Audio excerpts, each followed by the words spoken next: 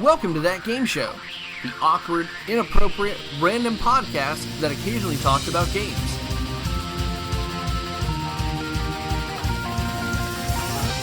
What's up, everybody? Welcome to another edition of That Game Show. I am your host, Chase Bunker, and joining me today is a man who I just happened to discover on Twitch through a raid, essentially, and normally after raids, I just turn them off, but there's something about this guy I just gravitated to, and then slowly but surely, he became one of my favorite streamers on Twitch. I still don't know much about Twitch. I'm not gonna lie. I'm like a boomer when it comes to Twitch. I have like 5 or 6 follows, and that's about it. But he's one of the best Hearthstone players that you've probably never heard of, and you should, because he's really good. He offers great deck advice, and also it's just an overall fun time. He is the Superior David. Superior David, how are you? Good. Wow, that was quite a welcome. I wasn't expecting that. I'm like freaking ready for this now. Very hyped. You should be. Like, I'm gonna be flat out honest. Like, when I was doing mornings, like, I love your streams, and I don't know what it is, but I think it was just like you or the community, but you somehow have developed this like unique experience that's also just like a lot of fun in a way. And I just loved it. And so when I went to work mornings and I had to be up at like 2:30 in the morning, it's like, oh no, I can't watch some of my favorite streamers now because you're usually on at like 10 o'clock Eastern. Absolutely, yeah. I definitely get that a lot from people because I'm a late night streamer, and it comes with the territory of streaming. I've learned, I've been doing it for like, I'm going into my 3rd year, I think, and everyone's in a different place in their life, and I feel like, you're always, doing your same thing every time, and you really get to just be with people for that little slice of their life where like their schedule just happens to line up with yours, and then like inevitably, people they move on to other things. Like sometimes like they graduate college if they're in school, or they get like a new job, and then you just never see them again. And it's something people don't really talk about on Twitch. It's just been a odd observation I've had over the years. Well, one thing that I think is really cool about your stream is just the fact that you kind of just take a vested interest in everybody. And you're a Twitch partner now, I believe, correct? Yes. And so like with your thousands of followers, you've got a ton of subscribers, you seem to do a great job of keeping up with at least all the subs and all the consistent people. Like, do you just have not like a useless memory, but one of those memories that like, oh, this isn't good at school, but I will remember every single detail about X person's life? I don't remember every single detail of X person's life. If I could do that, I probably would not be Twitch streaming. I'd be like changing the world in some massive way with that kind of memory. But I think my trick is I try to remember at least one thing about like a person if they like talk a lot, So if I see your name a lot, I'll try to remember at least one thing, that like one connection, and because there's a lot more of people in chat than there are of me, so it's like a losing battle to try to remember like everyone's life story. So I try to at least get that like one detail, so I can at least keep that connection, because we're all like hanging out and just trying to have a good time, and it's just to try to like get in, like people are invested in me, so I try to like take the time to invest in them and get to know them, because we're hanging out after all. That is true. I thought it was crazy that like, oh, hey, you just suddenly follow me and you're just like, oh, wait, that person's That Game Show, because I don't have my own name on there, and it's like, oh, he kind of has a vested interest in my life, and you're like, oh, hey, how's the job over in X Field? And it's like, oh, he remembered. I feel special. And I really try. It's because I don't know, I feel like it's it just makes everything more fun when we're just like, we all know each other, we're having a good time. Just nice way to like build a community, make friends. So that's true. So you've been streaming for 3 years, and you just got partner for what, like a few months ago. What was it like? Like, take me into that moment when you realized that you are now a Twitch partner after all the relentless hours of streaming, all of the 3 years of hard work, all the days that you've had to have like maybe 1 or 2 views in the early process. What was that moment like? I'm sorry for talking over you. It felt pretty good, not gonna lie. And and just to clarify, I'm going into my 3rd year, so it's been like 2 and change right now, I believe. Nice. Just to clarify for the record here. But yeah, it was a really cool feeling, because honestly, Twitch has been stringing me along for like months, where like I would apply and they're like, okay, you're not quite there yet, but you're on the right track. and I just have to apply like every 30 days or so after that. And it's really stressful for like when you're like teetering on the edge of like hitting that hitting that partner threshold. And it's definitely like a lot of pressure on creators to maintain that maintain those numbers so they could like get that partner status. And then when you get it, you're just like, okay, so now what? And because nothing really like it's a really cool achievement, but like nothing really changed for me, if that makes sense. It's not like I'm I'm not like quitting my job. I also like work full time still. It's streaming as a part time thing, but uh it's still like a really cool accomplishment, really fun. And I don't know, I guess I just hit it. I'm just like, oh cool. So like yeah, I don't know, I guess, sorry, I'm just rambling on right No, now. Let go me pick it ahead. up here. I guess when you're trying to get there, it feels like the goal, and then when you get there, you're like, wait, this is just the beginning, if that makes sense. What's next for you then? Have you thought about streaming full time? Like, has that idea just loomed over? It's like, I made partner now. Maybe I can finally do this full time. Oh yeah, I've definitely like thought about it, but I feel like at this point in my life, it's not really feasible because I live with my girlfriend, the superior lady, in our like 1 bedroom apartment, and I sort of take over the living room for the streaming stuff. So there's like some prerequisites that have to be met first. Like, got to get a 2 bedroom apartment. That's Mm-hmm. sort of like the big one. But from there, maybe I've definitely been like thinking about it more because I'm like 29 and I'm like, okay, well, what am I doing with my life? I got to sort of like, figure stuff out and like what I want for my future. So I've thought about just like, giving it a shot and just seeing if I can make it work. And if not, then, move on to something else. Yeah, I know that feeling. Like, Mhm. it's like, first off, 2 bedrooms. Oh my gosh, it's so nice. Like a 2 bedroom apartment. Like, when I finally moved out and I had when I say finally moved out, I mean finally moved out like by myself because I was living with roommates for so long. Like, to have my computer like not beside my bed and I could just have my own office where I could decorate all my stuff. It's such a nice feeling. I'm not gonna lie to you. Wait, you have a 2 bedroom for just yourself? Well, it's me and my wife. Oh, okay, okay. Oh, yeah, okay. I couldn't remember if you were married or not. Okay, Yeah. so never mind, never mind. I was just like, man, but 1 person, 2 bedrooms. That is something I that, I did mean, what that's like royalty right there. I was by myself. Man, remember, Florida is a lot different than LA because, like, over in LA, like, a pandemic exists over there. Like, over in Florida, we're like, whatever. And then we still have lived our life for some reason. But, like, yeah, like, I had a 2 bedroom for a little bit. It was kind of like a 1 and 1.5 because it was, like, a lot smaller. But Mhm. it was just such a nice feeling. And so, like, when you get that in LA, hopefully it's still in LA, when you make all your Twitch money and all that, it's a great feeling. So, how did you get the name Superior David? Oh man, well we're gonna have to rewind a bit here, and Mm-hmm. it really just starts back in when I was in film school. I was taking a production class, and it's really big school, and but this was like a 10, 15, no, it was like 15-person production class, and of course in this class there was another David, and he was the absolute worst person, just super obnoxious, annoying. I guess those were the same words, and he was also just like overall like pretty rude. We really didn't like him too much. And so I would just call him the inferior David because I was so salty about being in a class with this other David, like out of all the people in this freaking school in this 15-person class. So by as a result, I just sort of became the superior David. And then years later, I know this is a long story. Bear with me here. You might want to like pop a squat for You know this. that I'm Uh, interviewing you, right? Like, so you're yeah. allowed to ramble. Did you not hear my 5 minute intro where I just started rambling and I just go, oh, I should probably stop talking now? Fantastic, fantastic. Well, I'm a rambly person, so we're gonna this is gonna go great here. But anyways, flash forward to when I was about to graduate from film school. I was sort of in a lecture, and the professor was sort of talking about how we live in the age of new media with like YouTube and other like new media platforms where if you like if you're looking for a job in a certain field, you don't have to like wait to get that job. Like if you want to be like a writer, you don't have to wait to find like a writing gig. You could just like write your own stuff and just put it up on the internet, and you could like build yourself up that way. And that sort of resonated with me.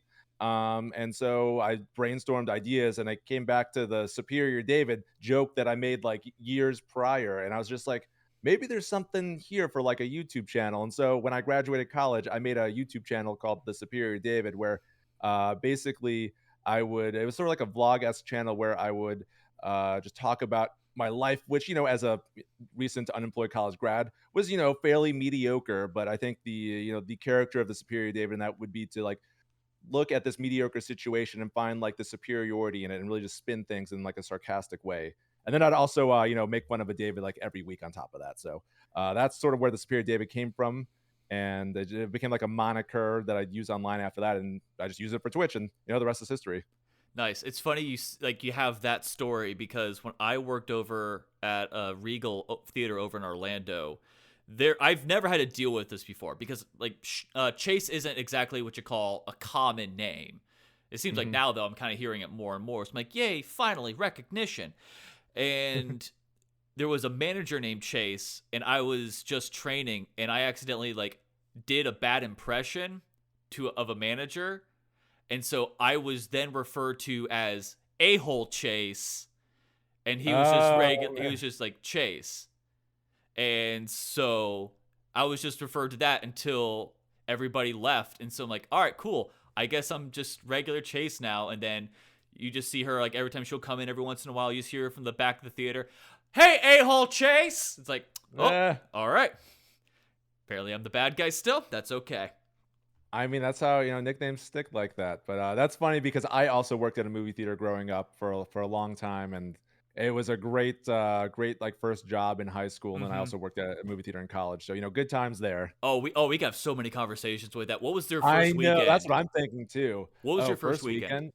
It was a landmark theater, so they always showed more, independent artsy films, quote unquote. I don't know how you want to classify them, but I remember Synecdoche, New York, because I could not pronounce it, and I was ushering, and I had to announce when the movie was seating, and it was I was saying Synecdoche or something, and my coworkers were just like, "Who did we just freaking hire here?"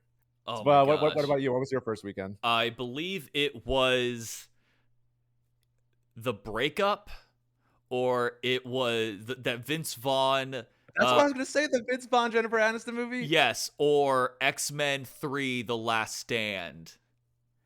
Oh man, that would probably be a scary weekend because people did not like that one too much. I'd see, because it was just before Pirates. It was one of those where May. It was I think it was a month of May or June where just everything was just hitting. Which I mean, granted, that's that's usually always summer, but it was just holy crap, banger after banger after banger. And so, yeah, I worked there. It was a small theater over in Melbourne, and you had to do every job. So you bought your tickets at the concession stand. You also ushered, and somebody ripped tickets, and you pretty much just did every job. And so I did that for I was in the theater up until maybe 2 or 3 years ago, to be honest. I was in it for too long. But the theater of life chooses you. Yes, that's what it was. And so many years, I had to be stuck with the confliction of, do I want Thanksgiving or do I want Christmas off? Oh, exactly. Yeah. Oh, yeah. I mean, I was also, Jewish too. So it was well, actually, my stepmom's Irish Catholic, so we'd celebrate Christmas. So my manager was always just like, "What do you mean you can't work Christmas?" So I always worked New Year's Day. That was always my day. I tried my best to not work New Year's Day just because of the fact that I was probably going to be not hungover, but I didn't want to start my year waking up early, if you know what I mean. I hated working. Yeah. I hated working New Year's Eve because it's you just have that the existential dread of, oh yay, I get to start my year off here. Well, everybody's having fun. Here's more to the depression, and you're just you're just counting money, or you're just sweeping up the floors, and it's just not pretty. No, it wasn't pretty. What is your best theater story? I'm sure you have a few. Oh my goodness, best theater story. I know, hard-hitting journalism. I know. I sort of wish I prepared this one because if you gave me a moment, I could probably dig back and find something good. I don't know. Our clientele was always very much older because again we were a landmark theater, more independent artsy films, quote unquote. Yeah.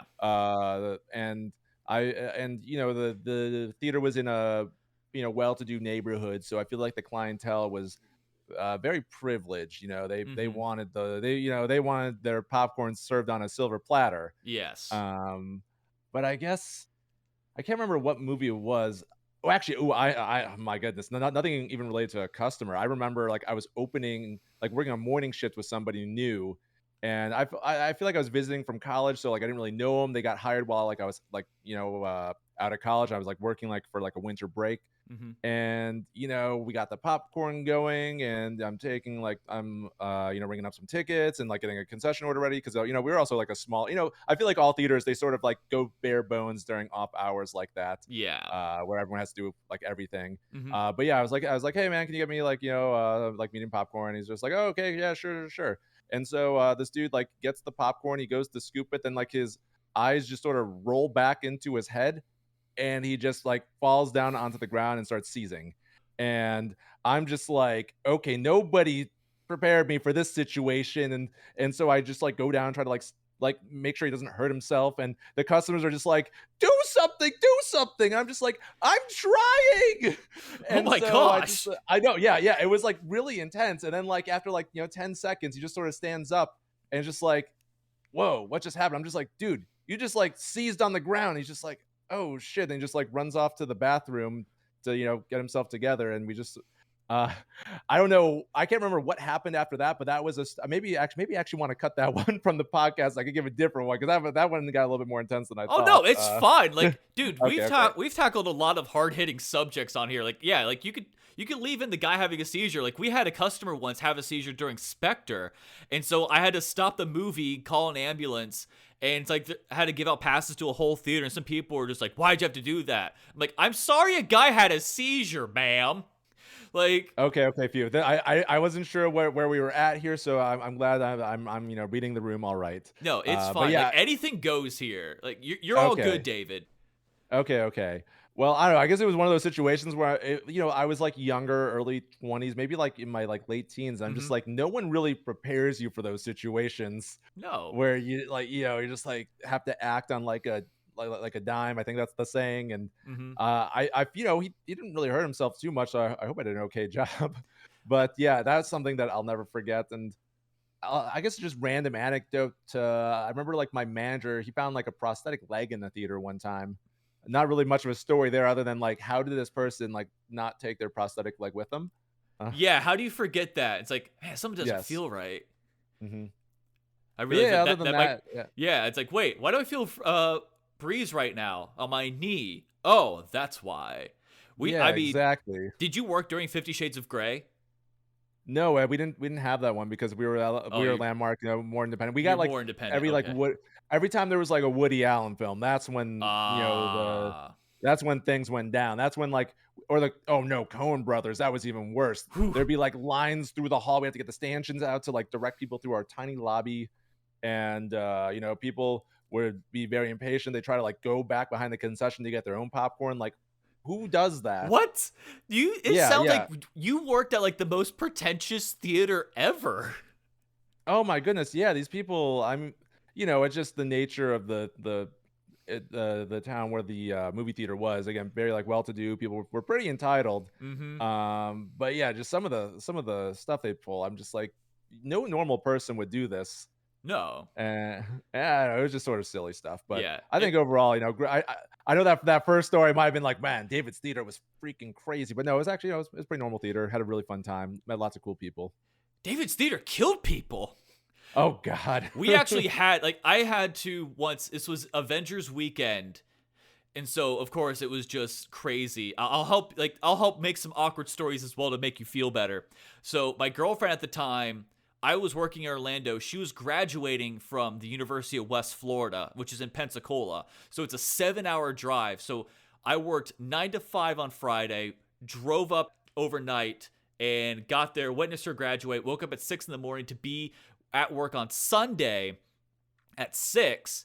And I see ambulances, and I'm like, what happened? And one of the managers goes, oh yeah, some woman had a heart attack and died during Avengers. Oh Like, my man, goodness. what a way to go. That's I feel rough bad for that all around. family, That's rough, because especially yeah. you see all these Marvel movies just like cranking them out like crazy, and it's just like you have that constant reminder now. Oh, absolutely. I don't know. I feel like all around that's just tough for everyone. Yeah. Tough for the family, tough for the people who are like Mhm. working there, who have to like deal with that. Man, that sucks, It's man. yeah. And then to make it a little bit more lighter, we we found some things during 50 Shades of Grey. Oh my. Yeah, and I think I should probably leave it at that. But as soon as we saw that, I just hear this poor little usher just go, "Ah!" Oh And my. she saw it, and it's like, what do we do? I'm like, just trash it. Like, throw that bleep away. Like, we don't want to keep that. Like, what do you like? Is she gonna go lost and found? Hey, I think I left something personal here.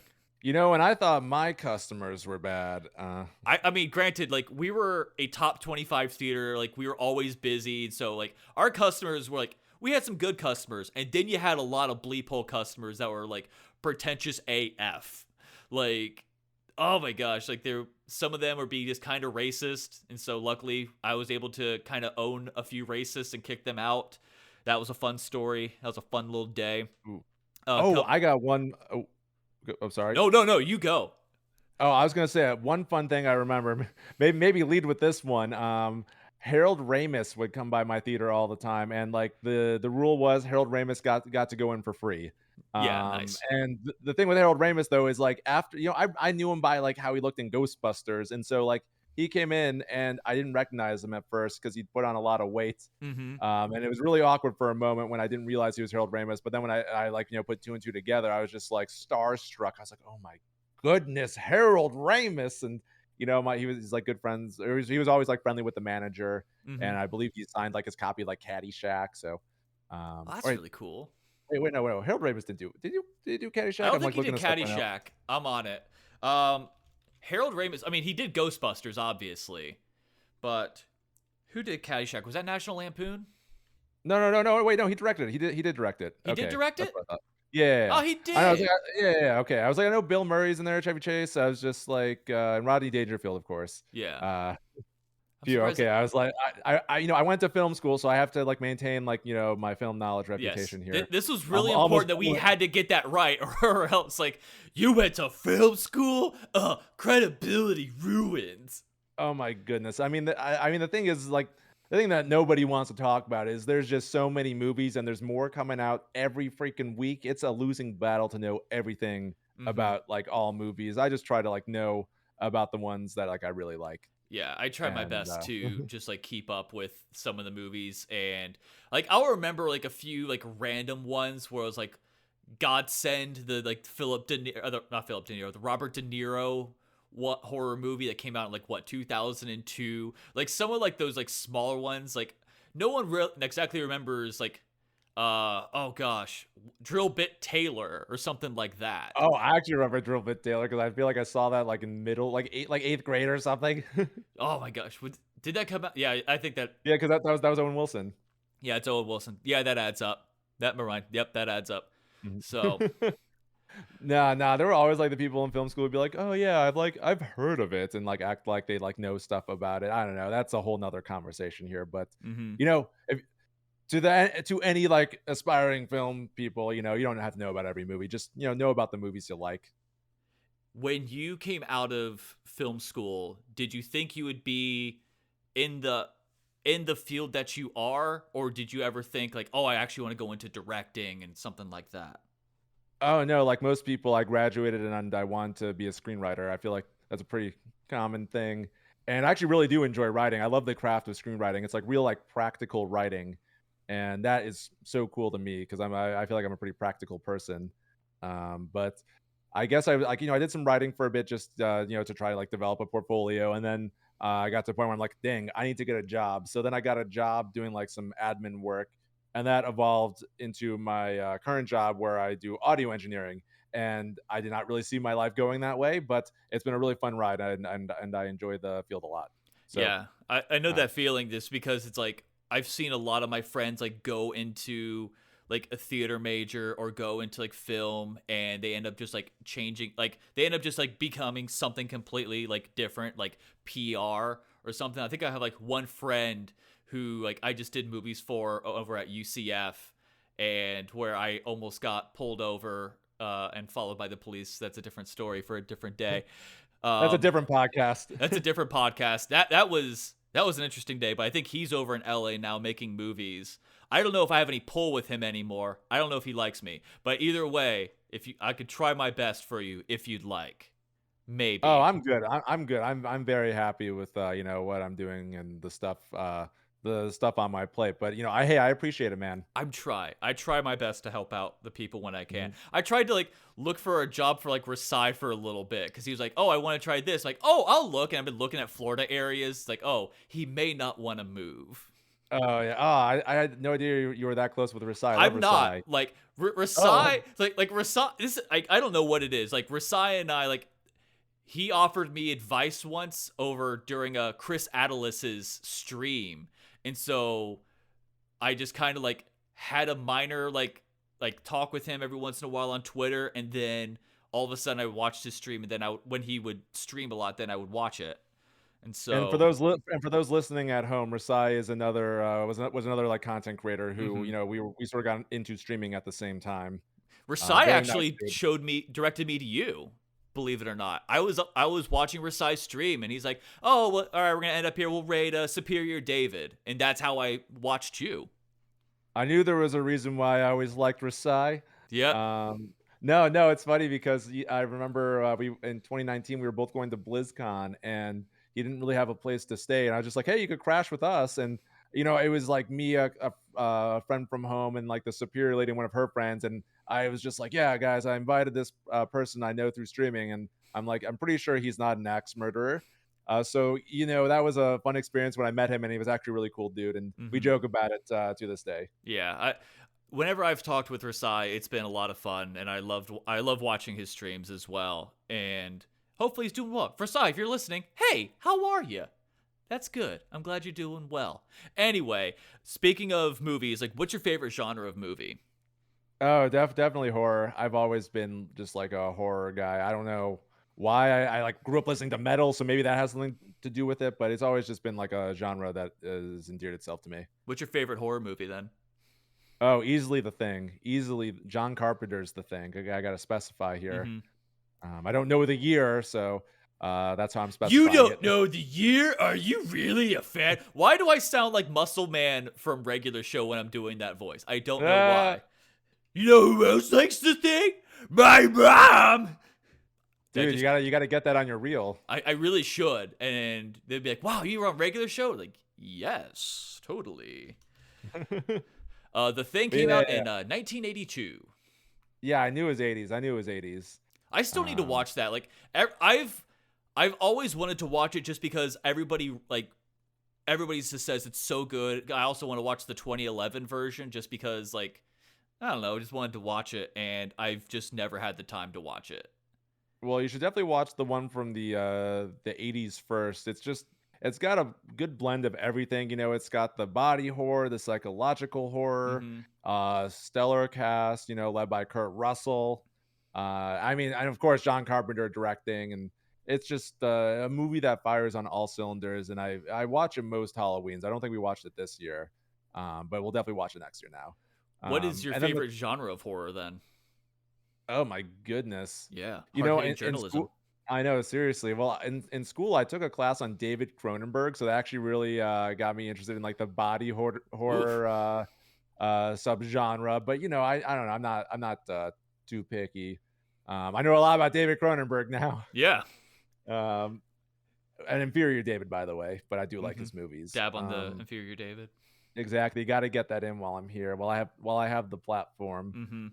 Mm-hmm. Um, But I don't know. It's hard to say. I've never been too picky. I feel like growing up, I just loved like the trashiest of trash like horror movies, like the Z horror comedies. Like the Trauma Uh, films. I was gonna say the Trauma. I wasn't sure how familiar you were. That's good to know you know what I'm Mm-hmm. talking about. Like my manager from high school, he like gave me like Toxic Avenger 4, and it was a movie that like I was just so shocked by what I had seen, and sort of spurred that desire to see more of those movies. And I don't know, they're not like that good in like a in a classical sense, I suppose. But I think just that the fact that like someone had this vision to just make this movie and just saw it through to the end and didn't really compromise, I find that just very interesting. It's something about like kind of the not even B movie, like the Z movie, where it's just like there's a little bit of there's love put into this, and it's not like one of those like, all right, I'm just making this so I can get money. Oh, absolutely, and I'll never forget, like, showing some people it, like, let's see, it had to have been, like, 2018, 2019, and I'm just like I think someone said, like, "Wow, this movie hasn't aged well," and I'm just like, "Dude, this movie never aged to begin with," it was for its time, it wasn't even good, like, it wasn't Hmm. even, like, tasteful, it was always, like, pretty bad taste, Oh and it yeah. was I don't know, their movies are just so silly. I've actually met Lloyd Kaufman a couple times, though. Uh, Nice. yeah. I mean, actually, one time at a movie theater in Boston, he was doing a Nice. screening of a movie there, Do you remember the and movie? then I think it was their remake of Father's Day or the remake of Father's Day that they were distributing. I don't think they made it. It's Uh, funny. I was just thinking of Father's Day because I had a friend who was like, Christian man and all that. And so like somehow he saw the trailer to Father's Day and he was just like he was just like so appalled by like what he heard like or what he saw from the trailer, and he's trying to tell me this. He's like, yeah, like they just show this and like I don't know why, like I couldn't look away, but it was this horrible movie, like, and I think there was like I believe there's like a rape scene in there or something, and it he wouldn't surprise me. It's in really poor taste. yeah, and I'm just like, oh, it's one of those horribly bad like trauma films. Like that's why he didn't understand trauma. Oh, absolutely. I mean, you even look at. I mean, I think that was one that they distributed. I don't know if they necessarily did the remake of it, but you look at some of the like scenes in Toxic Avenger, like the people making these movies, they have like an understanding of like film history. Like I remember in Toxic Avenger 4, there's a scene that like references like Citizen Kane, and I'm just like, it just blows my mind how it's like we're making like this like trashy film, but it still has the time to like it takes the time to just sort of have like harken back to like a classic film that like a lot of people will be like, oh yeah, best movie ever, even though I'm not a big Oh Citizen Kane yeah. fan, but Have you uh, watched? I saw this on Amazon Prime. I saw both of these on Amazon Prime. I didn't take the time to watch them because, oh God, no. Have you watched Santa Jaws? Santa Jaws. Santa Jaws. You're not saying Santa Jaws, are you? I am saying Santa Jaws, as in Oh, okay, Santa okay. Claus, but a shark. That is ridiculous. I mean, that's just like the trend with like these like B quote unquote horror movies. Mm-hmm. They're just like the ridiculous premise with the crazy monsters. And actually I'm all for it. I think they're very silly. I don't really watch too many of them. I remember I got like Mega Shark versus Giant Octopus in like a $5 DVD bin at Walmart. Oof. Oh yeah. I streamed it when I first got Netflix. I saw that. I was like, okay, I'll watch this. It's like, oof, this is what you call really bad. Well, I feel like with those movies, like they'll put all like the good scenes with the creatures in the promo materials, and then when you watch Mm-hmm. the movies, there really isn't much left because like that's how they like get you in to like see the movie. Right. Um, Yeah, I and think that's it was and like that's why I don't watch trailers too much these days. oh yeah, like Shazam, that happened with me. And I was like, I watched it and then I saw like this clip. I'm like, holy hell, like there's a big spoiler in this trailer. And it's like, you're guys just Oh openly yeah. flaunt it? It's like, okay. Yeah. I feel like it's with film marketing. They want to get people in, so they want to show all the cool stuff, and then they don't really like save much for the actual movie. I don't know. I feel like we live in a movie age where people like want to know everything about the movie going in. Mm-hmm. At least with like like the superhero movies, that's the trend that I sort of find where everyone's always like breaking down the trailers, trying to get as much information as possible. And I feel like for a time I was like that, and then when Thor Ragnarok came out, I remember the first trailer they had like the Immigrant Song playing during it, which is a Led Zeppelin song. Led Zeppelin's notorious for not letting like anyone use their music in Mm-hmm. like movies and television. So I was just like, oh my goodness, this is awesome. And then I was just like, I'm sold on this trailer. I don't need to see any more. And then after I saw the movie, loved it, by the way. Mm-hmm. Great. Went back and watched the trailers. I'm just like, oh my goodness, they actually like gave away a lot. So I was just like, okay, I'm gonna just stop watching trailers as much now. So Oh wow. oh Okay. yeah. Real quick before we go to Hearthstone, and I realized I didn't ask you some other like Twitch stuff, but we'll get to that in a little bit. Top 5 horror movies. Your top 5. I don't know if Oh you my need time. goodness. I can filibuster for you for a little bit. We've already established The Thing is number Yeah, The 1. Thing at number one. The I, Thing I is love number Silence. 1. I will put Silence of the Lambs as my number two. I know some people would not consider it a horror Mm-hmm. movie, more of a thriller. It's a horror movie for me. Yeah. And then I would say Evil Dead 2. That's one we watch most years. Mm-hmm. And then I love me some Killer Clowns from Outer Space. I mean, I have like a bajillion Killer Clowns t-shirts. Right. I have too many. I honestly need to stop buying them. But let's see. So that's 4. I need a 5th one to round out the list here. Mm-hmm. Okay, filibuster for me for a moment here as I gather So my thoughts. right now, you're gathering your thoughts. I think obviously, like my favorite horror movie is Cabin in the Woods. Like I just think it's absolutely incredible. It's very meta. And I think if you watch a lot of horror movies, by the way, feel free to interrupt it and just go, I got it, and I'll just stop Oh, okay, filibustering. I got for it. you. I got it. I All got it. right, I got it. here we go. I love Nightmare on Elm Street. Of the original like slasher movies, it's probably my favorite. Actually, it's definitely my favorite, and it's one the Superior Lady I showed her, and she also really likes. So it's just a movie that has a special place in my heart, even though it's not. Is it the most sophisticated movie? Yeah, I mean for a slasher, yeah, it has a lot going for it. Actually, I'm not. Yeah. I was about to like dump on a movie a little bit that I actually really enjoy, but yeah, I love Nightmare on Elm Street. Yeah, okay. I was about to say, oh yeah, the 2011 one, and just to see your reaction, but you quickly got in there with the old one. It's like, I can't make my joke. I know. I mean, if you did, I'd have to hang up on the Discord call. So you're lucky. Yeah, I believe that. I believe that. All right, so I've been streaming Hearthstone. How long have you been playing Hearthstone, actually? Oh God, I don't know. I mean, a long time since Blackrock Mountain release. So whenever Blackrock Mountain released, that's when I started. I was over at my friend's place, and we were, hanging out in his basement watching King of the Hill, and he was playing Hearthstone on his iPad. He was just like, "Yo, David, you got to check this out." And I started playing, and I'm just like, "Oh my goodness, this game's amazing!" I was just playing through the tutorial. I had no idea what I was doing really, and then I downloaded it for myself, and then I guess I kept playing it until I got my first job because it got me through when I was unemployed and really couldn't afford to play video games. Mm-hmm. And then I guess after the Superior Lady and I started dating, so probably like a couple years after that. No, it was probably like a year and change after that. I got back into it during the Kobolds and Catacombs expansion. So I took a break around. Let's see. I had to have been like end of Journey to Ungoro, and then I Yeah. came back during Kobolds and Catacombs. Maybe my time frame for like how long there was between those two expansions was off, but it was definitely those two expansions. Okay. I've noticed then, that with Hearthstone players that they just kind of take a break, like between like 2 expansions, and then they get back in during another. Well, I've been taking a break since. It was really just like, oh, this is a video game I could play like on my phone, so it's nice, like like chilling in bed with the the Superior Lady, and like I don't have to like go out like to the living room or something. So that was sort of nice there. And then I started getting into Twitch streaming, and I was just like, well, I really like Hearthstone. I'll stream this. Nice. Mhm. What is your overall favorite deck out of all the decks that you have played? What is your favorite, and what is the deck that you hate the most? Oh god, I'm so embarrassed because this is a question you hinted at, and I'm just like I did not prepare an answer, but my computer is making a sound, so that will buy me a few seconds here. Yes.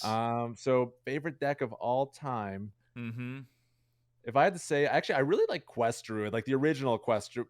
No, not the original Quest Druid. The old Doom Quest Druid, where you just basically played inefficiently the first like few turns, and then your choose one card's got both of their effects. Okay. Yeah. That was a deck I really enjoyed, which I know a lot of people didn't enjoy it that much, but I just thought it was just such a silly deck, and you got to do like a lot of fun things. But then other than that, I also really liked post nerf Patron Warrior. That was the first deck I hit Legend with, and Nice. it will always have a place in my heart. Mm-hmm. As for least favorite deck, deck that I really hate. Hard-hitting journalism here on That Game Show. I know. Well, these are the questions that could build or sink my Hearthstone streaming career. So I gotta answer diplomatically here. Do you though? I guess no, I don't. I mean, it's like you. Oh man, Superior David, the edgy David over here. Like, man, he's talking crap about blank. I'm trying to think. I don't know. I feel like I'll joke on stream that like I hate X, Y, or Z. I guess I really didn't like the tempo mage that was popular, like with the Sorcerer's Apprentice before rotation with the Cyclone, where it was just like all random cards, Mm-hmm. because it was just sort of like a situation where I'm just like I can't really meaningfully interact with what my opponent's doing because their cards are all random and don't cost mana. And I feel like that's just a running theme of stuff I don't like in Hearthstone because I just don't know what's going on, and that's that can be frustrating. That perfectly segues into my next question. I Oh feel boy. like right now the community it's one of those where they just are really harping on, like, they're kind of divided on how Hearthstone is. Some people say it's really good, some people say it's really bad. Like, people have just been harping on the people, or they'll harp on somebody. Like, if Zeddy breathes, they'll also just harp on him because God forbid Zeddy ever say anything. Zeddy, if you're listening, you're not listening. But pretty much, like, what do you think right now of the gameplay and your thoughts? I feel like we're definitely in the most polarizing meta that Hearthstone's ever had. Because, like you explained, people hate this meta, but some people love this meta. And I feel like that means that the devs are probably doing something right. Because if it was just okay and people were like, that's probably worse than some people hating it and then some people loving it. Just from like a design perspective, in my opinion. As someone who knows nothing about game design, I feel like, at least if people are passionate either way, that's probably better than like a lukewarm response. But yeah, it could definitely be frustrating. Personally, it takes a lot for me to like get upset with Hearthstone, because I usually just find a deck I enjoy playing and I'll just grind out games with it, even in like the worst of metas. And going back to the previous question about least favorite deck ever, actually, it's definitely Doom in the Tomb Evolved Shaman. That's a deck that is notoriously hated on. That's fair. I Yeah. hated that. I hated Quest Warlock. I kind of hate New Quest Mage. By the way, New Quest Warlock, I should say, Questline Warlock. Like, that was just one of those where it just seemed like no matter how well I play, they always just seem to win. Quest Mage is getting that way. When Taunt Druid with Hadronics was a Oh, I thing, love that deck. I kept getting so frustrated. It's just like all these taunts. We have a rejoin about it where it's just literally like, oh, hey, here are all these taunts. All right, I'm winning. Oh, here's Hadronics. Naturalize Hadronics. Oh, throwing up more walls. Like, it was just so frustrating. And it's like, cool. Looks like I'm not winning today. Oh, resummon a beast? Excellent. That's what I needed. I don't know. I just love that deck so much. It's such a silly deck for what it did. It was. I don't know. I feel like that was like the beginning of them really pushing taunt as like a druid mechanic.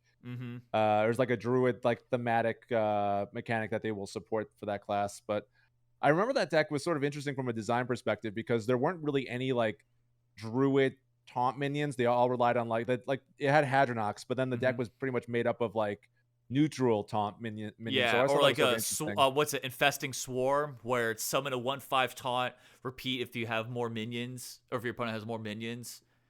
Oh yeah. What are you called?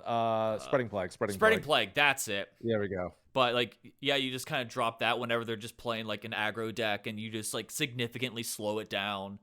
And yeah, I didn't mind that card, but it was just the buttloads of taunts that I had to face. I could hate on a lot of decks. Q block.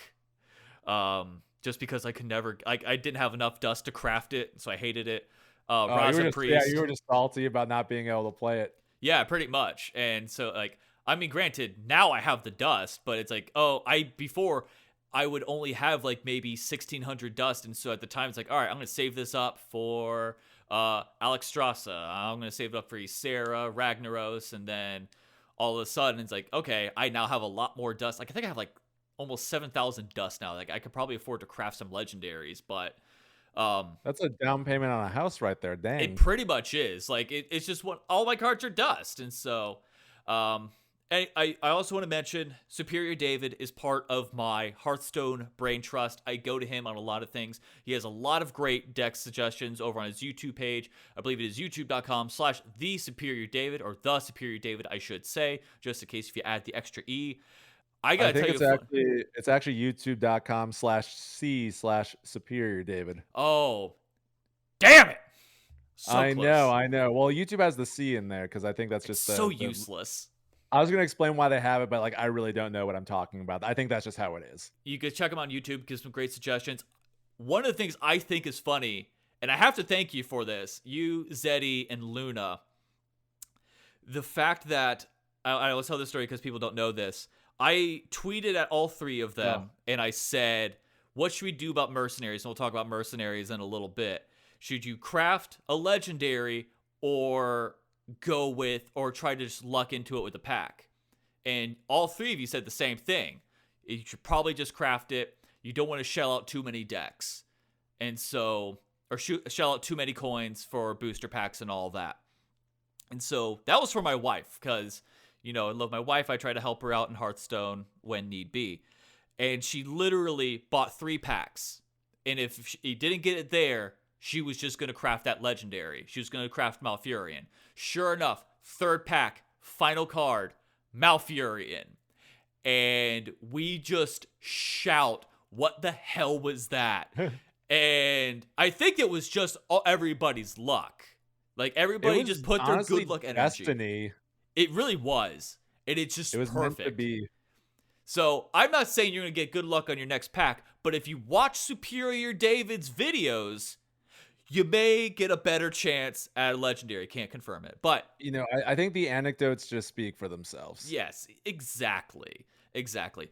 What is the hardest part about making content and like keeping yourself up? Because I know you do Twitch, you do YouTube, you've occasionally done TikTok. Does it just get kind of just like overwhelming? Oh, absolutely. That's why I stopped the TikTok, which is something I really enjoy doing. But, I don't do it full time. So that's something that I'm always trying to get better at is learning where my limits are. And I think that's really important because there's definitely a pressure to just keep doing more and more and more. And after a certain point, I feel like it's probably not good to keep going down that route. And you really just got to, like treat yourself right and just, give yourself a little bit of a break. And know where your limits are again. That's fair. What do you think of Mercenaries? Mercenaries has been out for, I think, just about a month now. What do you think of everything?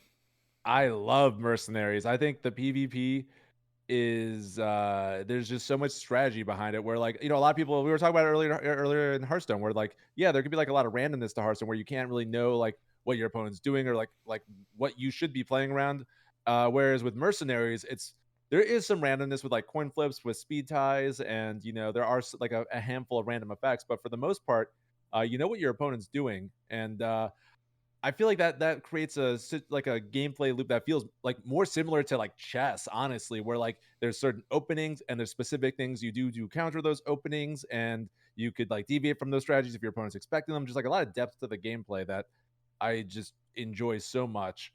The one thing they need to they actually have to figure out like a few things, but the big thing they have to figure out is the monetization, which I feel like I've talked about a lot on stream. I don't know if is this like a soapbox platform here? Go on. Like, yeah, I remember I'm interviewing you, so you can just ramble, and I'm okay with it. I'm not used to this because usually the people in Twitch chat are just like, "Shut up, David. Play your cards." So this is a nice. Play your children's card game, David. I know. Well, I mean, it's funny because the mode has this perception of being a cash grab, which I can understand because they're always like, well, the way it was introduced with like bundles and whatnot, and like every week there seems to be a new bundle you could buy. But I think the modes actually monetize like really inefficiently, which is why, and like the bundles are actually the solution to the problem until they like actually figure out how to like fix it. Because right now, if you like have a decent collection of mercenaries, or like you have mercenaries, like you're starting to like max out mercenaries, or like I have a full collection, I have mercenaries maxed out. There is really no incentive for me to buy packs because you buy packs, you get a bunch of coins for mercenaries you can't use.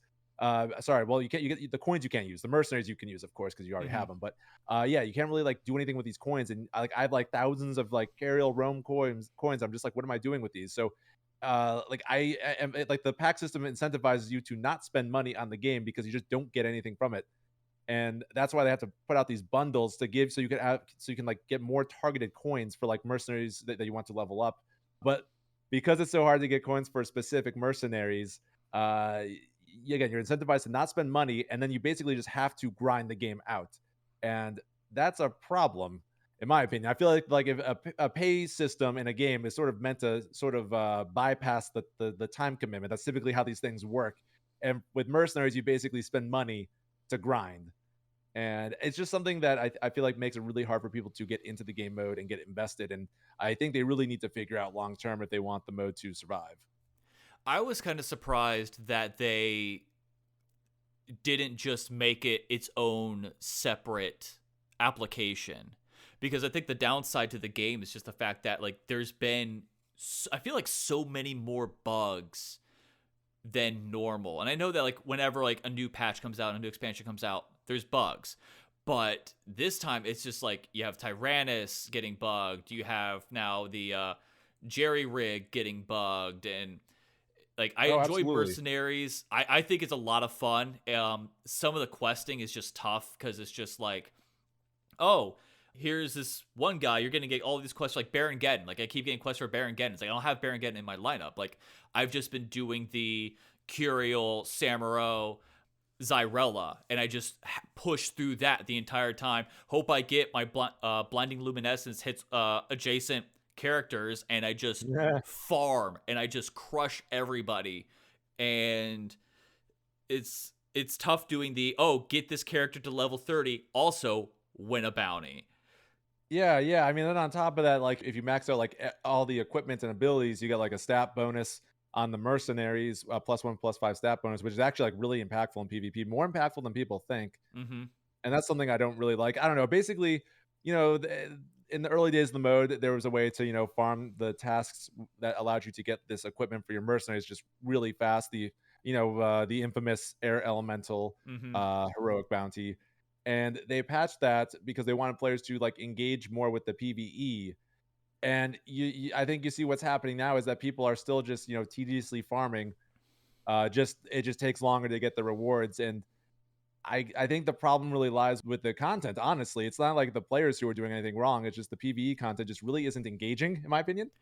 Yeah, Uh, I like what they did because I played the WoW card game, and it's essentially like the closest thing to raids. Essentially, like I know the solo adventures are kind of there, but like this is like the closest thing to like raiding in a way, I guess. And I don't know. I really enjoy Mercenaries. When it launched, I really like it.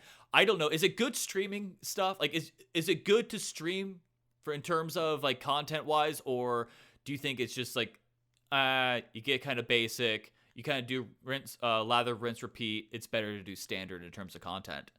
no, it's definitely so much better to do mercenaries in terms of content. I've been doing mercenaries, since it launched, and then Mm-hmm. when the mini set came out, I went back to standard. And honestly, my videos have been doing horrible compared to my mercenary videos, which is sort of interesting. There's a real demand for mercenaries content, and I don't know if it's whether they're not enough content creators are like playing the game mode to put out the content, so more people are just finding my stuff, or like if there's actual just like a real demand that people really do like the game mode, because I know like on social media people are pretty vocal about it. But I don't know. I think the mode has found its audience, and I think content wise it can work out pretty well. I know my channel's really been popping off, and as for streaming it though, I find it a bit harder to stream because there's just so much more to think about, and maybe it's I just don't know, like maybe it's just not as automatic for me yet, like standard. But I feel like I can't focus on chat as much, and as a streamer who really like values talking to people and entertaining chat, that's sort of hard for me. But I'm hoping like as I learn the game mode, it gets better. But I think it's really really good space for a content creator. There's so much going on. I think there's just more to make videos on for the mode. One, because it's new. Mm-hmm. That's always nice. People want to learn about it. There's genuine like interest to learn things. But I feel like since there is a progression aspect to it, it sort of makes the meta and the game mode move a bit slower. So your videos and content will just sort of live a bit longer. Where like if I put like a video on like a standard deck, that deck could be like obsolete by the next day, depending on like where we are in the expansion cycle. And then typically after a week, nobody will watch like a standard deck video, or like astronomically few people compared to when it first dropped. So I think I really ran away with that question there, but I hope I answered what you were asking me. I think no, you did. You did. What speaking of like good decks, what's the best deck to play in standard right now, and what's the best lineup in Mercenaries? Oh, Garrett Rogue's easily the best deck in standard. I mean, at least at a higher level, you have to like know how to pilot it. You can't just it's not like a curving out deck, so it definitely requires a bit more thought. I was watching the show match today between Jay Alexander and Fury Hunter, and it was like these are like high level people, and they definitely were not playing perfectly, but it was just so interesting to watch these titans of the Hearthstone world just compete in like a mirror match with this like very powerful deck that has a very high skill cap. And I don't say that about many decks. I feel like people throw around the word high skill cap a lot to refer to just like any deck that doesn't want to curve out. Mm-hmm. But I definitely see it there with Garrett Rogue. Whereas, let's see, the best comp in Mercenaries right now. It's hard to say because I've sort of been out of the Mercenaries PvP for like the past week. I think like anything that has like a Karen Diablo on the bench will probably do okay. Okay. I don't know. I guess like the last comp I was really playing was this shadow comp that ran like Samuro with Vol'jin and the Natalie Celine, and then you would transition to like Karen Diablo endgame, and I was running the Blink Fox just to counter other Karen Diablos. I feel like Mm-hmm. that's a pretty good one, but like I guess that is currently getting countered by like Beast Comp. So there's I don't know. I think there's a bit more like rock paper scissors to Mercenaries. I don't think there's like one definitive best comp other than having Karen Diablo in your on your bench because they're just the best end game. Okay. You were mentioning streaming earlier, and I would hate myself if I didn't ask like some of these questions. Like, how did you get some of your channel points? Like your ideas, because some of them are like they're so simple, but yet they're just so good. It's like you have the hair flip, you have the Das Boot, you have the dab on an inferior David. Like, how did you come up with some of these things? Well, I remember that Twitch introduced the channel point reward, and like nobody was really doing much with them. I feel like the big whenever like Twitch releases a new feature, the bigger streamers they just continue to do what they're doing because they don't care. They're big. There's no real incentive for them to use these new things. But as a like I was like a smaller creator at the time, I was probably like a like a 30 to 50 viewer streamer. I saw like a real opportunity to like do something special. And so I just sort of seized it. I just sort of pulled upon things in my own life, like the Jewish mom impression. I've been Yes. notorious for doing that. I feel like I've done it on stream before the channel point rewards, and that just seemed like a good opportunity. And then for the hair flips, I feel like I always just sort of had long hair and would just joke about like, flipping my hair. And then I was just like, I needed like a cheap channel point reward because I think that's really important to actually, because that one's 300 points. And that's when someone follows, they automatically get 300 points. So that's just something simple. Like if someone follows and they want to use the channel points, that's something that they could do to like engage with my stream right away. And I think it's really important to have something like that, something cheap that people could use. That's a good idea. I love your Yeah, Jewish use it. mother impression because the fact that I had one of my friends was Jewish, or not was, he still is. He didn't just like all of a sudden just wake up. Hey, you know what? I'm not Jewish today. His mother was like a Long Island Jewish woman, could not pronounce my name. She'd always call me Chase. Hello, Chase. How are you? It's like, I'm good. How are you? Oh, I'm just doing swell. And so, like, I would kind of do like an impression of her. And so when I hear you do your Jewish mother, it's like, we're kind of similar people in a way. Oh, absolutely. Absolutely. I feel like it's sort of weird how once you start like, once I started doing the Jewish mother impression, I would have people just come in who were like Jewish and be like, "Oh my god, that like totally speaks to me." And I'm not like the most religious person. I'm not really observant. Non-observant Jew. Who would have thought? I think that's really common for the Gentiles who are listening. That's very common in the Jewish community. But I don't know. It's sort of become like a part of my streaming identity, which makes my mom and her rabbi very happy. Does she like the impression? Oh yeah, she loves it. She loves it. I feel like at first, when I was like in high school, we would sort of do it jokingly because my mom has that very distinct shrill voice. She'd always be like, David. And then I would sort of, do that impression. But then I started just adding on like a boobala. So I'd be like, I'd do my mom's impression. I'd be like, David, my boobala, get your tuchus off the couch. And it just sort of like took off from there. And I would do it with like my family members, like my cousins. And they thought it was really funny because, my mom has this very distinct, like, I love my mom, but she has like a very distinct shrill voice, and it's very noticeable and iconic in our family. And it sort of became a meme in our family. And then I would just do it in my normal life. And then I eventually just started doing it on stream when my mom would come up and in conversations there. And I don't even remember what the original question was, but it's I don't know, it's just a very silly thing that it's become such a huge part of my streaming identity, to the point where did the Jewish mom cosplay stream not too long ago. Yes. And it was really good. that was, oh my goodness, by like every metric it was probably my most like successful stream ever. And I don't know what that really says about my audience. It just blows my mind the things that people latch onto and get excited about, and it's pretty cool. Does she actually say boobala a lot? Now she does. When I was in high school and would mockingly, it was like try. I mean, I was like rebellious youth. I was just like mocking my mom a bit. Yeah. Take Yeah, that, and Mom. exactly. But then, like I'd say it as a joke, and then she started incorporating it into her, just her lexicon, and now she calls me her booble all the time. So, it looks like, I may have started, but she definitely finished this back and forth thing we had going back in the day, I guess. That's oddly heartwarming. It's like, it started off as an impression, like she now just kind of like helps embrace, and now like she says boobala, and it's like, that's heartwarming. Oh yeah, like I'll call her up and be like, and just like sort of talk to her, and she'll say something. I'm like, oh, that'd be a good line to pull out on stream. And then like sometimes she'll try to feed me lines. I'm just like, Mom, it's got to be organic. Yeah, that is true. What is your advice for people who are still like starting off when it comes to streaming? Ooh, I like this question. Yeah, because I mean, I gotta be honest. Like there is times where it's just like it is tough to stream for 2 hours. You look over and it's like, oh, I'm at one viewer, and that one viewer is me watching myself on the laptop because I don't have a second monitor. Oh, of course. I mean, there's like definitely like little tricks like that, make sure there's no reason why you should be streaming to 0 people. You should always just be in your own stream. And, there's like the standard stuff, like be consistent, make sure you're talking to chat. And I mean, that's like, I feel like those are the big two that people say all the time. I mean, I know all the good things in life come in threes, but I couldn't think of a third one there. But I'd say that something that I don't hear people say enough is, really just work on your content. It all comes back to like your content and make sure like you give people value from that. Because I don't view what I'm doing as just like I'm not just playing video games. Like, yeah, I am playing video games, but I view it as like I'm putting on a show and people are watching me, and I try to make sure like they're getting some entertainment value out of there, because that's why I feel like that's why a lot of people come watch me. I feel like I got like the high level Hearthstone play, and then I'm also like an entertaining dude, and those are the reasons why people typically watch me. Maybe people spite watch me if they're like an inferior David. I don't really know. I can't speak to that, but I try to just make sure I'm giving people value with what I'm doing.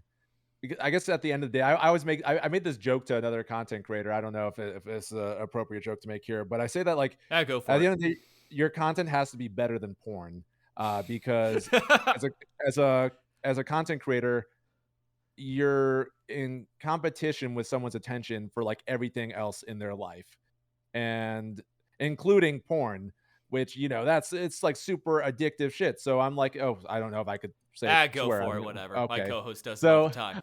all right, so I guess from my perspective, I'm just like, if I could like make my content better than porn, and people will watch my content. And I don't know. I guess I sort of got inspired by that, because I was like reading an article about Netflix, and Netflix, I think they asked like the head of Netflix, like, oh, are you worried about competition from like Hulu or Apple TV or Amazon? And they're like, no, we're worried about like people sleeping. Like they're not like worried about competition. They're worried about like people's attention, like with everything else in their life. So I guess that's sort of what I'm speaking to with like your content has to be better than porn, because there's like other things in people's life, and you are trying to get people's attention for a little bit of time, and you really got to make good content. Like people's time is valuable. And I think a lot of people, especially when you're smaller, you think like I know I thought this. I'm just like, man, I'm so freaking good. Like my content's great. And it's just like, no, there's so much more I could be doing to just improve what I'm doing and give people more value. And that's what I really strive for. Even now, like, I'm still trying to find ways to make sure I'm giving people more value, because people don't have to be watching me. And it's really important that I'm respectful of that. And just, while they're there, I give them a good time. First off, before we wrap this up, check him out on Twitch. He's a great streamer. If you don't know him, you should. Twitch.tv/TheSuperiorDavid. YouTube.com/C/SuperiorDavid. He has great YouTube videos on Hearthstone. If you want to learn about Hearthstone and help get better at Hearthstone, watch his videos, watch his deck videos. They are very informative. I just recently watched his on the Quest Rogue that he made a while back, because I recently just got the Rogue Quest line. It's helped me out a lot. So, David, I will ask you the same questions I ask all of my interviewers or interviewees. I've asked it to Grant Kirkhope. I've asked it to Greg Kasavin, Vernon Shaw, all these. So, inspired by the late, great James Lipton, here we go. My own rendition, I should say. First off, what are you streaming right now? Hearthstone. I mean, let me rephrase that. What show are you watching right now on Netflix or Hulu or Amazon or Apple TV? Okay. Well, we're both film and television grads here, so that's Mm-hmm. a big question. But at the moment, we just started How I Met Your Mother because I'd never seen it. The Superior Lady has, and then we also got JoJo's Bizarre Adventure as like one of our side shows, and then Mm-hmm. also started the new season of Big Mouth. So that's sort of like the rotation at the moment. Yeah. You brought up an interesting point. It's like, oh, I'm streaming Hearthstone. I was like, well, yeah, no crap. Do you have time to actually stream for like, actually not stream. Do you actually have time to play other games? Not really. It really depends on where in the expansion cycle. Like, I feel like last game I played just to just for funsies was what's it called, Ghost of Tsushima, and like the Oh, Superior Lady so got me that good.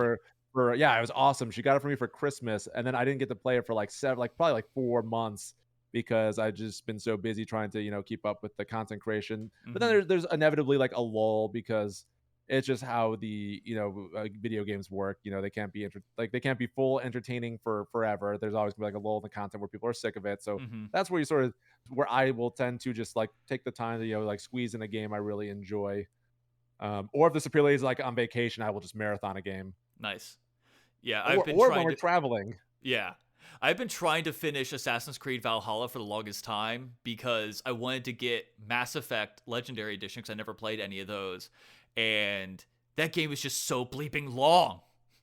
Like, oh, I'm over at 100 hours. I don't know if I'm halfway through or not. I don't know my progress. Yeah, I can't do those anymore. I used to. I feel like beginning of the pandemic, I finally played Persona 5, Mm-hmm.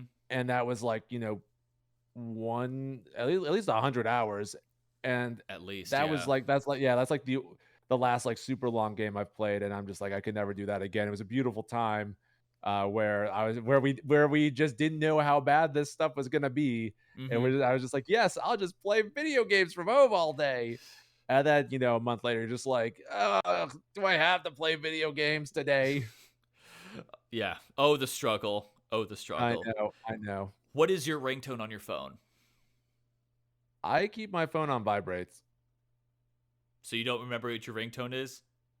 No, no. I guess I'm a bad listener. I don't listen to my phone. I'm Oh, sorry. man. The truth comes out.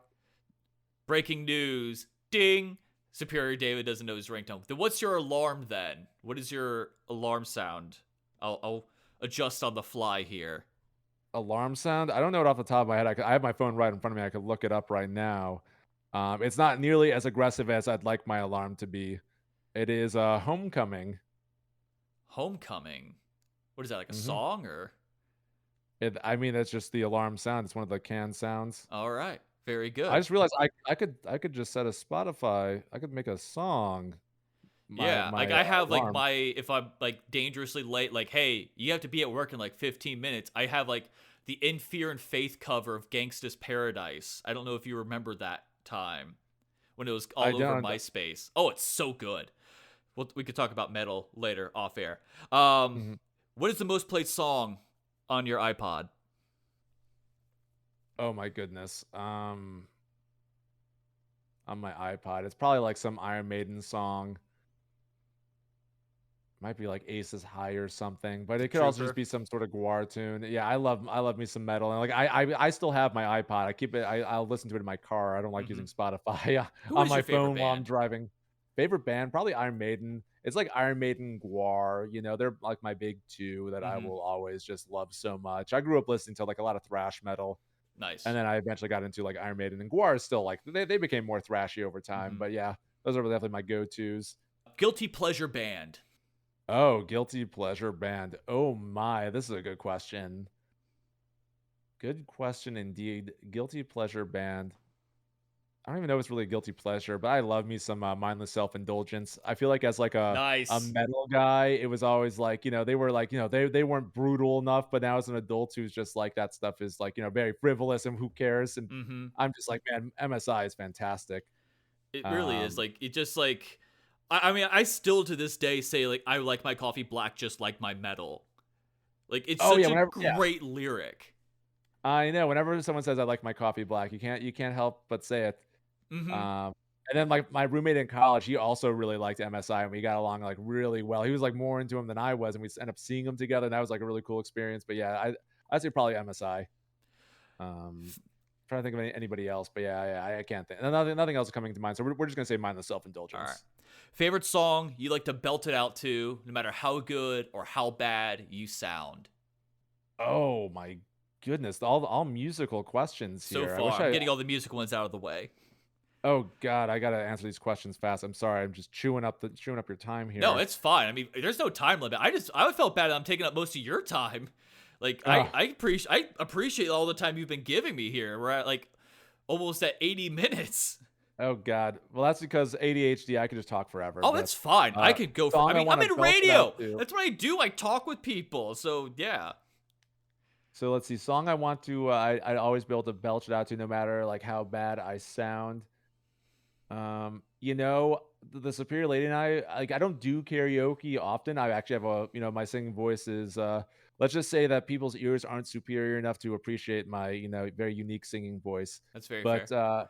the Superior Lady and I, we do a great karaoke duet of Baptize Me from the Book of Mormon. I actually love the Book of Mormon. I don't know if you're familiar with it. I've never watched that.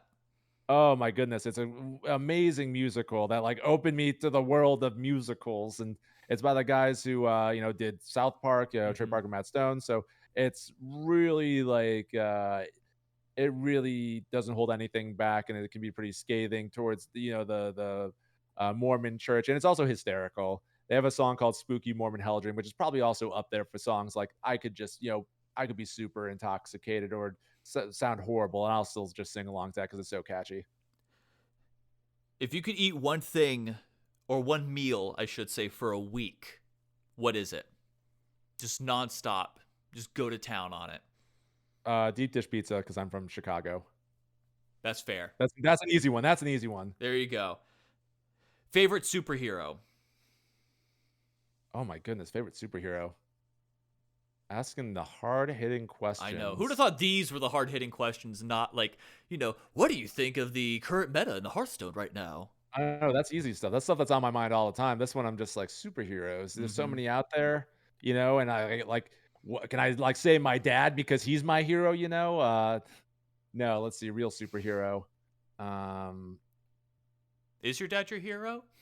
I mean, he taught me everything I know about being superior, but he's a hero, but I don't know how super he is. That's the only problem there. I know. I'm trying to think because I do love me like the Marvel movies, but I grew. Oh, actually, no, Spider-Man. Easy Spider-Man. There we go. All right. I feel like Spider-Man is just such a relatable superhero.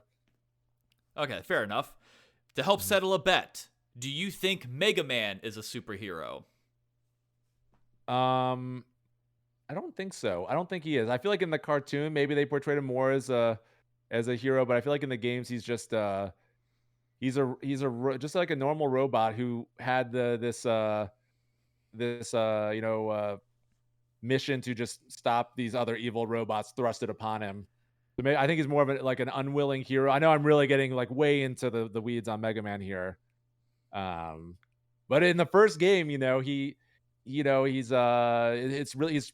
forced to just sort of fight against his brothers and stop to just save the day. And I wouldn't really call that being a superhero. I feel like he's a hero that maybe didn't want that responsibility thrusted upon him. I know I'm just like, people are like, David, what are you talking about? This is just a dude who just jumps and shoots, but I'm going he's more than just that. He is a superhero, damn it. Oh wow, you think he's a superhero? I think he is. God. Like, it's my roommate and I, or my former roommate, he obviously like he moved out and we both got married to different people, and so we have to, live with our wives and stuff. Why did I make that awkward?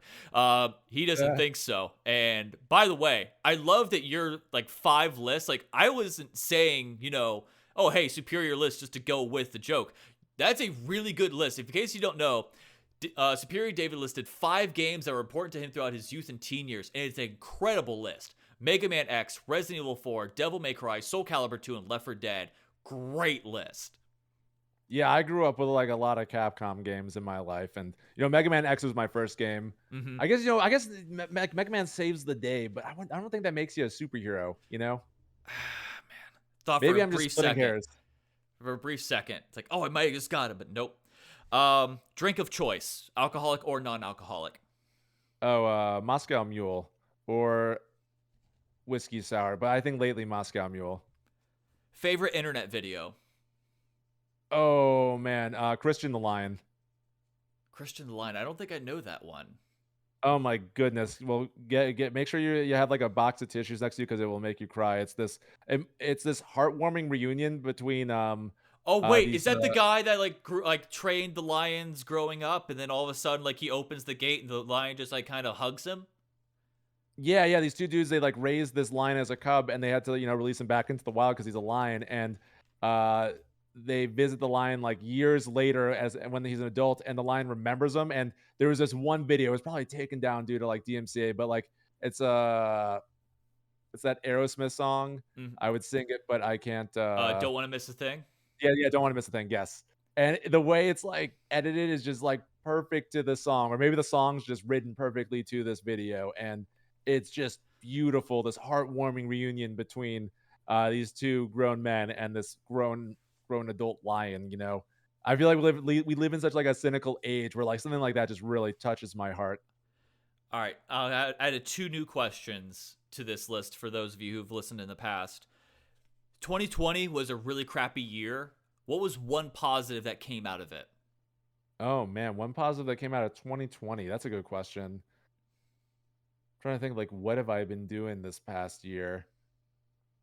I guess one good thing is I've gotten to just hang out more with my cat. Low key has been pretty awesome. She's fantastic. And finally, I know you've been going back and forth, and you can say if you have another one, we'll be happy to have you back on this show because it's been a lot of fun. Give me your spiciest hot take about anything. Oh, fantastic. I thought of a good one. I'm gonna keep it David related because I gotta stay on brand here. And my spicy hot take is that David Attenborough's voice is too good. I'm watching the Planet Earth documentary videos, and his voice is just so nice and warm and so intellectual. It really just takes away from the beautiful nature that I'm trying to watch on the screen. It's just way too good for the video, and they really just need to just cut him out of it, in my opinion. Wait, I don't know if is that spicy? Like, I feel like Oh, everybody. oh God, Like, what? I feel like everybody likes David Attenborough's voice. But I'm saying it's too good.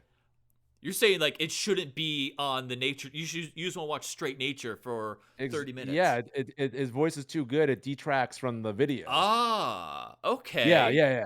I'm not saying I like his voice. I'm saying it's too freaking good.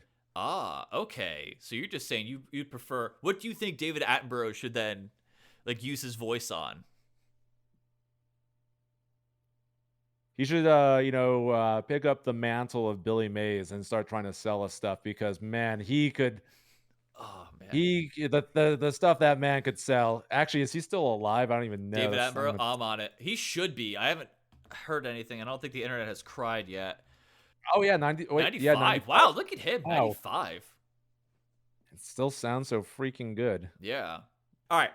Thank you very much, David. Ladies and gentlemen, Superior David. Clap at home if you're listening. If you like this, feel free to subscribe, rate, and review. You don't have to say anything. Just say 5 stars and just say not terrible. And it's good enough for the review. And there you go. So if you do that, share that with your friends. Also, check out Superior David, youtube.com/c/Superior David. And most importantly, twitch.tv/The Superior David. Hit that follow button and you will shortly hit the subscribe button because you will realize how great he is. David, tell them your socials and where they can find you and your stream schedule. Oh my goodness. Well, you can find me on Twitch at twitch.tv/The Superior David. Then you can find me and I stream every Tuesday, Thursday evening there, and then Saturday afternoon Pacific time. There's all Pacific times. Maybe I should give specific times. I don't even Pacific times. I don't know. Yeah, give them the specific Pacific time. Okay, so I stream Tuesday, Thursday, 9 p.m. Pacific time, and then I go for a few hours. Then I stream Saturday afternoon, starting at 1 p.m. Pacific time, and that will usually go for like till like 5 p.m. or 6 p.m. And I'd say I have the schedule of like a child of divorce, basically. Tuesday, Thursday, Saturday. That's a really good. I like that. That's a really good line. The schedule of a child of divorce. That's a joke that I've been trying to work in more as a child of divorce. I think it's funny, but like I just don't know if people who like grew up with like happy families would get it. So You seem to get it, so there we go. I enjoy all types of humor. Like I like edgy humor or like dry humor and all that stuff. But okay, and then but enough about your edgy humor. You could also find me at youtube.com/c/superior David for some awesome Hearthstone videos. And you can also follow me on Twitter at I think it's just at Superior David HS, because the regular Superior David account has been taken by a bot, and Twitter is just not really doing anything about it. Excellent. David, thank you for coming on, and thank you all for listening. I've been Chase Bunker. You can follow me on Twitter at Chase Bunker. You can also follow us on Twitch, twitch.tv/that_game show. All right, go be great. And also, don't forget to cancel that free trial. Thanks for listening. Make sure you check out more episodes on iTunes and on our YouTube page, youtube.com/thatgameshow. And follow us on Facebook, facebook.com/